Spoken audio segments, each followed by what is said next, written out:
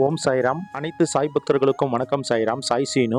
சாய்ராம், இன்றைய தினம் இந்த வீடியோ பதிவில் நம்ம தரிசனம் பண்ண போகிறது நம்ம சத்குரு ஷிரடி சாயப்பா கொஞ்ச காலம் தங்கியிருந்த ஒரு புனிதமான வீடை தான் நம்ம தரிசனம் பண்ண போகிறோம். யார் வீட்டில் பாபா தங்கியிருந்தாரு, எதற்காக பாபா இந்த கிராமத்துக்கு வந்தார், எல்லா கதைகளும் இந்த வீடியோ பதிவில் தெள்ள தெளிவாக நம்ம சொல்ல போகிறோம். வீடியோவை ஸ்கிப் பண்ணாமல் பாருங்கள். சாய்ராம் சாய்ராம், நம்ம சாயப்பாவை வணங்கக்கூடிய எண்ணற்ற சாய் பக்தர்கள் பாபாவுடைய புனிதமான நூல் ஸ்ரீ சாய் சச்சரிதத்தை கண்டிப்பாக படிச்சிருப்பீங்க. பாபாவுடைய புனிதமான நூல் ஸ்ரீ சாய் சச்சரிதத்தில் வரக்கூடிய எண்ணற்ற நிலைகளில் ஒரு நிலை தான் இன்னைக்கு நம்ம தரிசனம் பண்ண போகிறோம். சாய்ராம், நம்ம சாயப்பா அவுரங்காபாத்தை சேர்ந்த திரு சாந்த் பட்டேல் கல்யாண கோஷ்டியுடன் பாபா ஷிரடிக்கு வருவார் சொல்லிட்டு பாபாவுடைய புனிதமான நூல் ஸ்ரீ சாய் சச்சரிதத்தில் சொல்லப்பட்டிருக்கோம். அதே போல ஷிரடியில் கண்டோபால அந்த கல்யாண கோஷ்டி இறங்கணும் உடனே அங்க இருக்க கோயிலுடைய பூச்சாரி பகத் மகள்சாபதி பாபாவை பார்த்து யா சாயே சாயே நீ வர வேண்டும் அப்படின்னு சொல்லிட்டு பாபா ஷிரடிக்கு அன்போடு அழைப்பாரு. சாய்ராம், அதுக்கப்புறமா பாபா சுமார் 60 ஆண்டுகள் ஷிரடியில் தங்குவார். இந்த 60 ஆண்டுகள் பாபா ஷிரடியில் வாழும் காலகட்டத்தில் பல அற்புதங்கள் சாய் பக்தர்களுக்கு பாபா நிகழ்த்தியிருக்காரு. பாபா ஷிரடிக்கு வரத்துக்கு முன்னாடி தூப்கேர் என்ற கிராமம் அவுரங்காபாத்தில் இருக்குது. இந்த தூப்கேர் என்ற கிராமத்தில் தான் பாபா தங்கியிருக்காரு. அதுவும் யார் கூட தங்கியிருக்காருன்னா திரு சாந்த் பட்டேல் கூட தங்கியிருக்காரு. திரு சாந்த் பட்டேல் கூட தங்கி இருந்து தான் அவர் ஷிரடிக்கு 2வது விஜயமாக வராரு கல்யாண கோஷ்டியுடன். சாந்த் பட்டேல் கூட பாபா தங்கின வீடு தான் நீங்கள் இப்போ தரிசனம் பண்ணிட்டு இருக்கீங்க. இந்த வீடு பார்த்தீங்கன்னா பாபா வாழும் காலகட்டத்திலே இருந்தது. பாபா சிறு பாலகனா இருக்கும் பொழுது இங்க பல நாட்கள் தங்கியிருக்கிறதாக இங்க இருக்க கிராமவாசிகள் எல்லாமே சொல்றாங்க. சாய்ராம், இந்த வீட்டுடைய முன்பகுதி பார்த்தீங்கன்னா முழுக்க அந்த களிமண்ணால் செய்யப்பட்டிருக்கு. சாய்ராம், பின்பகுதி பார்த்தீங்கன்னா ஃபுல்லாகவே உடஞ்சிட்டு இருக்குது. அங்கே பார்த்தீங்கன்னா செங்கல்லாம் வச்சு அடிக்கிட்டு இருக்காங்க.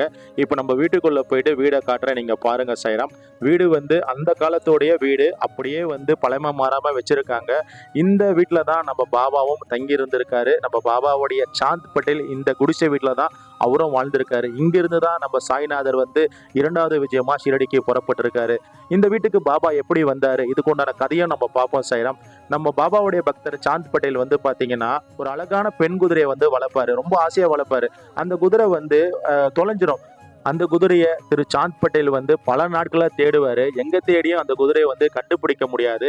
ரொம்ப மனசோர்வு விடுவார். இருந்தாலும் அவர் முயற்சியை கைவிடாமல் அவுரங்காபாத்லேருந்து அடர்ந்த ஃபாரஸ்ட்டுக்குள்ளே போவார். அதாவது சிண்டேன்னு சொல்லிட்டு ஒரு மலை உச்சிக்கு போவார். அந்த மலை உச்சிக்கு போகும் பொழுது அங்கேருந்து ஒரு எதிரொலி வரும். சாந்த்னு சொல்லிட்டு ஒரு எதிரொலி வரும். இந்த காட்டுக்குள்ளே யார் நம்மளை கூப்பிடுறது, அதுவும் நம்ம பேரை வச்சு யார் நம்மளை கூப்பிடுறது அப்படின்னு சொல்லிட்டு அந்த காட்டில் அவர் பயந்து போய் பார்ப்பாரு. ஒரு மாமர அடியில் பாபா அவருக்கு பிரத்யேகமாக இளம் பாலகனா சாந்த் பட்டேலுக்கு காட்சி கொடுப்பாரு. தெய்வீகமான ஒரு காட்சி கொடுப்பாரு. உடனே சாந்த் பட்டேல் நேராக போயிட்டு அவருடைய பாதத்தை சரணாகதி அடைவார். நீங்கள் யாரு, எதுக்காக இந்த இடத்துல மாமர அடியில் அமர்ந்திருக்கீங்க அப்படின்னு சாந்த் கேட்பாரு.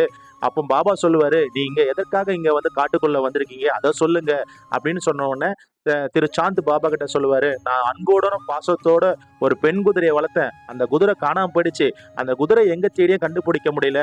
அதனாலதான் இந்த காட்டுக்குள்ள வந்தேன்.